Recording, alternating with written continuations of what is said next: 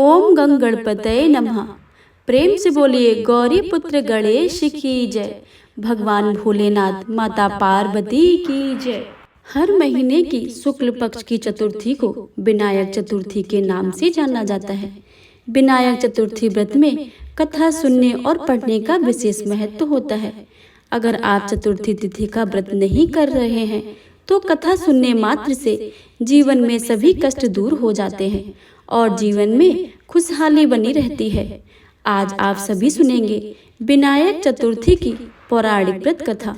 तो आप सभी से अनुरोध है कि इस कथा को पूरे प्रसन्न मन और चित्त लगाकर पूरा अवश्य सुनिए और कमेंट बॉक्स में भगवान गणेश जी की जय लिखना बिल्कुल भी मत भूलिएगा। पौराणिक कथा के अनुसार एक बार भगवान शिव तथा माता पार्वती नर्मदा नदी के किनारे बैठे थे। वहाँ माता पार्वती ने भगवान शिव से समय व्यतीत करने के लिए चौपड़ खेलने को कहा।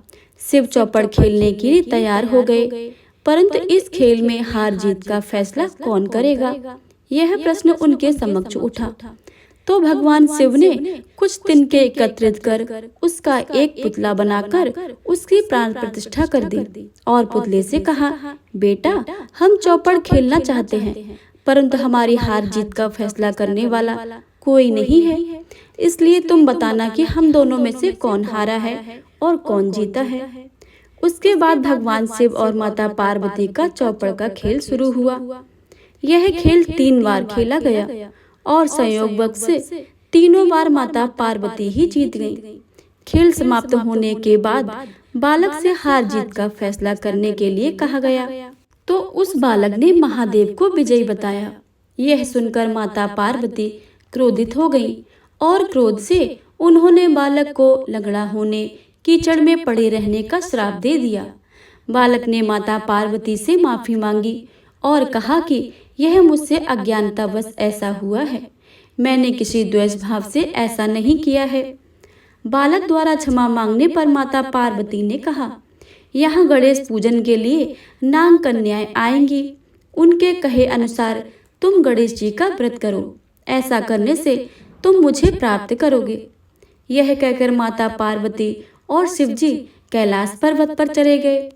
1 वर्ष के बाद उस स्थान पर नाग कन्याएं आईं। तब नाग कन्याओं से श्री गणेश के व्रत की विधि को मालूम करके उस बालक ने 21 दिन लगातार गणेश जी का व्रत किया। उसकी श्रद्धा से गणेश जी प्रसन्न हो गए। उन्होंने बालक को मनवांछित फल मांगने को कहा। उस पर उस बालक ने कहा, हे विनायक जी, मुझसे इतनी शक्ति दें कि मैं अपने पैरों पे चलकर अपने माता पिता के साथ कैलाश पर्वत पर पहुंच सकूं और वो यह सब देखकर प्रसन्न हो। तब बालक को वरदान देकर श्री गणेश अंतर्ध्यान हो गए। इसके बाद वह बालक कैलाश पर्वत पर पहुंच गया और कैलाश पर्वत पर पहुंचने की अपनी कथा अपने भगवान शिव को सुनाई। चौपड़ वाले दिन से माता पार्वती शिव जी से विमुख हो गई थी, अतः देवी की रुष्ट होने पर भगवान शिव ने भी बालक के बताए अनुसार 21 दिनों तक श्री गणेश जी का व्रत किया। इस व्रत के प्रभाव से माता पार्वती के मन में भगवान शिव के लिए जो नाराजगी थी वह समाप्त हो गई। तब यह व्रत विधि विधान पूर्वक भगवान शंकर ने माता पार्वती को बताया। यह सुनकर माता पार्वती के मन में भी अपने पुत्र कार्तिकेय से मिलने की इच्छा जागृत हुई। तब माता पार्वती ने भी 21 दिनों तक श्री गणेश जी का व्रत किया तथा दूर्वा, फूल और लड्डुओं से गणेश जी का पूजन अर्चन किया। व्रत के 21वें दिन कार्तिकेय स्वयं माता पार्वती जी से मिलने आ गए। उस दिन से श्री गणेश चतुर्थी का यह व्रत समस्त मनोकामनाओं को पूर्ति करने वाला व्रत माने जाने लगा है। इस व्रत को करने से मनुष्य के सारे कष्ट दूर होकर मनुष्य को समस्त सुख सुविधाएं प्राप्त होती हैं। प्रेम से बोलिए गणेश भगवान की जय। ओम नमः शिवाय। विनायक चतुर्थी की दूसरी कथा के अनुसार एक दिन भगवान भोलेनाथ स्नान करने के लिए कैलाश पर्वत से भोगवती गए। महादेव के प्रस्थान करने के बाद मां पार्वती ने स्नान प्रारंभ किया और घर में स्नान करते हुए अपने मैल से एक पुतला बनाकर उस पुतले में जान डालकर उसको सजीव कर दिया। पुतले में जान आने के बाद देवी पार्वती ने पुतले का नाम गणेश रखा। पार्वती जी ने बालक गणेश को स्नान करते जाते वक्त मुख्य द्वार पर पहरा देने के लिए कहा। माता पार्वती ने कहा कि जब तक मैं स्नान करने न आ जाऊं, किसी को भी अंदर नहीं आने देना। भोगवती में स्नान कर जब भोलेनाथ अंदर आने लगे तो बाल स्वरूप गणेश ने उनको द्वार पर ही रोक लिया।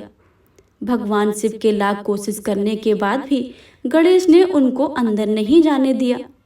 गणेश द्वारा रोकने को उन्होंने अपना अपमान समझा और बालक गणेश का सिर धड़ से अलग करके वे अंदर चले गए।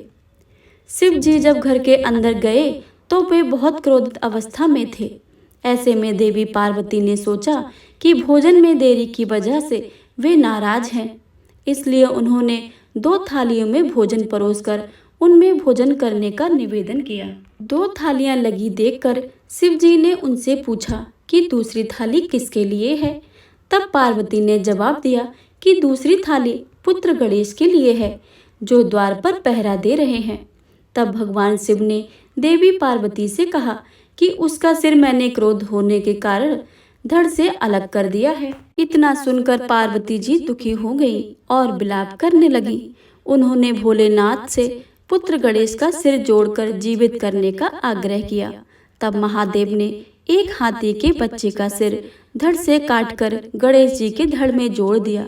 अपने पुत्र को फिर से जीवित पाकर माता पार्वती अत्यंत प्रसन्न हुई। प्रेम से बोलिए गणेश भगवान की जय। जय माता दी। चतुर्थी के दिन में अगर चौथ माता की कथा ना सुने तो व्रत संपूर्ण नहीं माना जाता है। तो अब आप सभी सुनिए चौथ माता की कहानी। एक सेठ सेठानी थे। उनके एक बेटा और बहू थे। बहू सबको भोजन करा के फिर स्वयं भोजन करती थी। एक पड़ोसन ऐसी भी थी जो रोज पूछती थी कि बहू आज क्या बनाया खाया है। बहू कहती थी ठंडो बासी। एक दिन उसके पति ने ऐसा सुनकर विचार किया कि आज तो पकवान बनाए जाएं, फिर देखें कि मेरी पत्नी क्या कहती है। उसने तरह तरह के पकवान बनवाए और घर के सभी लोगों ने एक साथ बैठकर भोजन किया। आज भी पड़ोसन ने पूछा तो बहू ने कहा ठंडो बासी। सेठ के लड़के ने सोचा हो ना हो कोई बात अवश्य है जिससे कि मेरी पत्नी ऐसा कहती है। उसने पत्नी से पूछा तुम रोज ठंडो बासी खाया ऐसा क्यों कहती हो, जबकि अपने सबने एक साथ बैठकर कई तरह के पकवान खाए हैं। उसकी पत्नी बोली अपन जो खा रहे हैं वह बाप बूढ़ों की कमाई है। जिस दिन आप कमा कर लाओगे उस दिन मैं समझूं कि ताजा भोजन कर रहे हैं। अब एक दिन लड़के ने माँ से कहा कि माँ मैं बड़े शहर में कमाई करने जा रहा हूँ। माँ बोली बेटा अपने पास तो इतना धन है कि खाया भी नहीं घुटेगा। माँ के मना करने पर भी बेटे ने स्वयं कमाने का दृढ़ निश्चय कर लिया और जाते समय पत्नी से कहा कि मैं जब तक कमाकर बहुत सा धन लेकर न आऊं तुम चूल्हे की आग मत बुझने देना। एक दिन चूल्हे की आग बुझ गई तो मन ही मन घबराने लगी, कहीं मेरे पति पर संकट तो नहीं आन पड़ा। जल्दी से पड़ोस के घर में आग लाकर चूल्हे में रख दी। ऐसा विचार करके पड़ोस में गई। वह पड़ोसन चौथ माता का व्रत पूजन कर रही थी। पड़ोसन ने कहा कि थोड़ी देर में आकर ले जाना। बहू ने पड़ोसन से पूछा कि आप क्या व्रत कर रही हो, इससे क्या मिलता है। पड़ोसन ने कहा चौथ माता की इस व्रत को करने से अन्न लक्ष्मी मिले और अपनी मनोकामना पूर्ण हो। अब वह बहू भी चौथ माता का व्रत करने लगी। दीवार पर चौथ माता बनाई। उस दिन घी गुड़ का चूरमा बनाकर रात्रि को चंद्रमा को अर्घ देकर भोजन करती। ऐसा करते करते बहुत दिन हो गए। चौथ माता ने उस बहू के पति को सपन दिया कि साहूकार का बेटा तू जागे कि सोवे, तेरी पत्नी बहुत याद कर रही है, घर जाकर उसकी चिंता मिटा दे। तू दुकान खोलकर कंकु केसर का पागल बना बैठा है, आज तेरा हिसाब किताब चुकता हो जाएगा। अब तो चौथ माता ने जैसा कहा था वैसा ही हुआ। उसने घर जाने की तैयारी की और गाड़ी भर के धन दौलत लेकर चल दिया। रास्ते में एक बड़ा सा काला नाग फन फैलाए बैठ गया और कहने लगा, आज तो मैं तुझे डसूंगा, तभी छोड़ूंगा। आज तेरी आयु पूरी हो गई है। सेठ ने लड़के से कहा, आज चौथ माता ने मुझे सपना दिया है कि मैं पत्नी से मिलने घर जा रहा हूँ और मेरी पत्नी बहुत चिंतित हो रही है। मैं उससे मिलकर जरूर आऊंगा, तब तुम मुझे डस लेना। नाग ने कहा, तुम शपथ पूर्वक कहकर जाओ तो मैं तुम्हें जाने दूंगा, परंतु लौटकर नहीं आए तो तुम्हारे घर आकर मैं तुम्हें ढस लूंगा। इस प्रकार सर्प को वचन देकर वह अपने घर आ पहुंचा। वहां सभी हंसी खुशी से मिला और भोजन करने उदास होकर बैठ गया। उसकी पत्नी ने उदास होने का कारण पूछा तो पति ने काले नाग वाली बातें बताते हुए कहा, यदि मैं उसके पास नहीं जाऊंगा तो वह घर आकर ही मुझे डस लेगा। पत्नी बहुत ही चतुर थी। उसने कहा कि आप घबराओ नहीं, लेट जाओ, मैं एक उपाय करती हूँ। पत्नी ने कमरे की 7 पीढ़ी धोई। पहली पीढ़ी पर रेत, दूसरी पर इत्र, तीसरी पर गुलाल, चौथी पर फूल और कंकु केसर डाला, 5वीं पर लड्डू पेड़ा, 6ठी पर गादी गलीचा और 7वीं पीढ़ी पर दूध का कटोरा भरकर रख दिया। इस प्रकार वह 7 पीढ़ी सजाकर बैठ गई। आधी रात होते ही नाग आकर पीढ़ी चढ़ने लगा। पहली पीढ़ी पर रेत में लौट गया और कहने लगा कि सेठ की बहू ने आराम तो बहुत दिया है, पर बचने से बंधा हूँ तो डसूंगा अवश्य ही। इसी प्रकार 7 पीढ़ियों पर नाग आराम करता हुआ और कहता हुआ कि डसूंगा जरूर। कमरे में जाने ही वाला था कि चौथ माता ने विचार किया कि मैं इसे नहीं बचाऊंगी तो सारा संसार धर्म कर्म और व्रत पूजन को कौन मानेगा। अब तो गणेश जी, चंद्रमा जी और चौथ माता ने उसे बचाने का विचार किया। चंद्रमा जी ने उजाला किया, चौथ माता ढाल बनी और गणेश जी ने तलवार लेकर नाग को मार दिया और ढाल से ढक दिया। अब बहू भी थकी हारी सो गई। उस दिन तो लोग बेटे से मिलने आए, परंतु बेटा बहू तो उठे ही नहीं थे। बहुत देर हो गई तो माँ उन्हें उठाने गई। माँ ने 7 पीढ़ियों पर यह सब कुछ देखा तो बहुत घबरा गई और बेटा बहू को आवाज लगाई। बेटा बहू उठे तो देखा कि ढाल तलवार वहां पड़ी है। अब ढाल उठाई तो वही काला नाग मरा हुआ पड़ा था। बेटा बहू ने सोचा कि आज तो धर्म घरम ही आड़े आ गया है। भगवान गणेश जी और चौथ माता ने रक्षा की है। हे चौथ माता, आपने जैसे सेठ के बेटे की बहू की रक्षा की है, वैसे ही सबकी रक्षा करें। प्रेम से बोलिए, चौथ माता की जय। चौथ माता की अगली कहानी। एक नगर में एक बूढ़ी माँ रहती थी। वह अपने बेटे की सलामती के लिए 12 महीने की चौथ का व्रत करती थी। हर व्रत को पंसारी से थोड़ा सा गुड़ और घी लाकर 4 लड्डू बनाती थी। एक बेटे को देती थी, एक से पूजा करती थी, एक हाथकार के लिए निकालती थी और एक चांद उगने पर खुद को खा लेती थी। एक बार उसका बेटा ताई से मिलने गया। ताई ने बैसाखी चौथ का व्रत रखा था। ताई से पूछा, माँ तो 12 चौथ करती है। ताई बोली, तेरी माँ तो तेरी कमाई से तरमाल खाने के लिए 12 चौथ का व्रत करती है। तू परदेश जाए तो वह कोई भी चौथ नहीं करेगी। लड़के को लगा कि ताई सच कह रही हैं। घर आकर माँ से कहा कि माँ, मैं परदेश जा रहा हूँ, यहाँ तो तू मेरी कमाई खाने पीने में ही उड़ा देती है। माँ ने समझाकर रोकना चाहा, पर बेटा नहीं माना।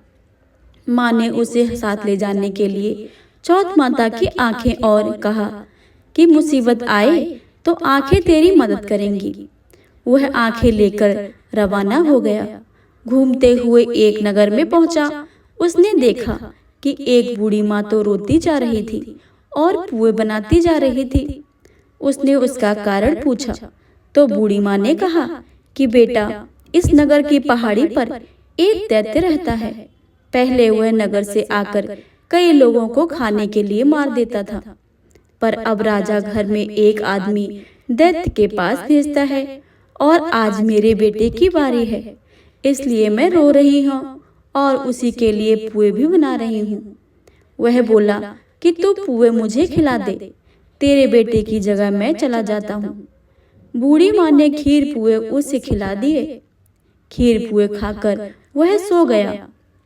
रात को राजा के सैनिक आए तो बूढ़ी माँ ने उसे भेज दिया।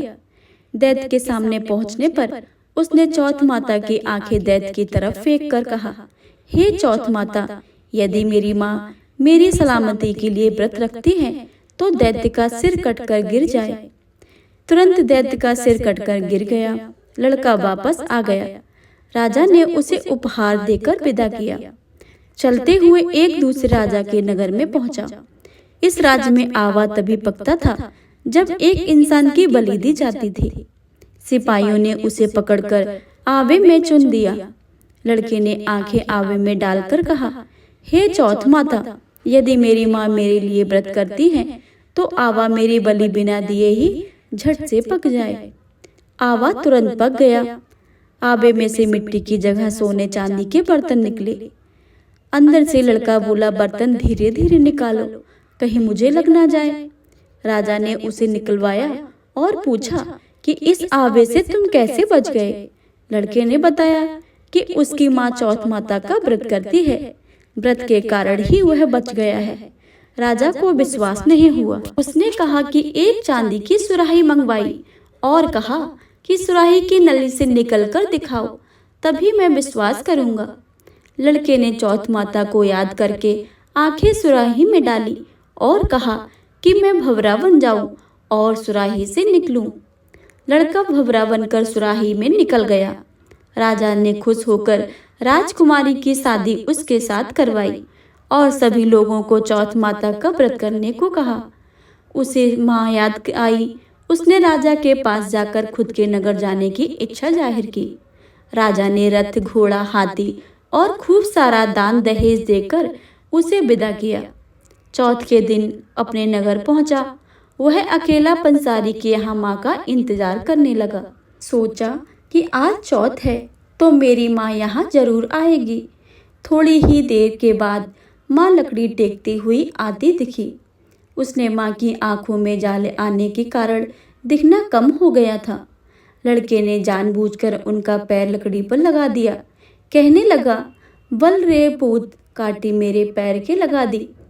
माँ ने उसे नहीं पहचाना। कहने लगी, भैया, मुझे चाहे कितनी गाली निकालो पर बेटे को कुछ मत कहना। बेटा माँ के चरणों में गिर पड़ा।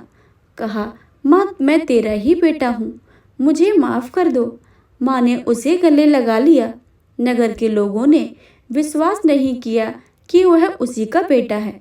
बूढ़ी माँ ने चौथ माता को याद करके कहा कि हे चौथ माता, यदि मैं अपने बेटे के लिए व्रत करती हूँ तो मेरे स्तन से दूध भर जाए और उसकी धार मेरे बेटे के मुंह में गिरे। माँ के स्तन से दूध का धार निकलकर बेटे के मुंह में गिरने लगी। चौथ माता की जय जयकार करने लगे। उस नगर के सभी लोग चौथ माता का व्रत करने लगे। हे चौथ माता, जैसे बूढ़ी माँ और उसके बेटे की सहायता की है वैसे हमारी भी करना। कहानी कहने वाले, सुनने वाले तथा हुंकार भरने वाले सब पर अपनी कृपा बनाए रखना। प्रेम से बोलिए चौथ माता की जय।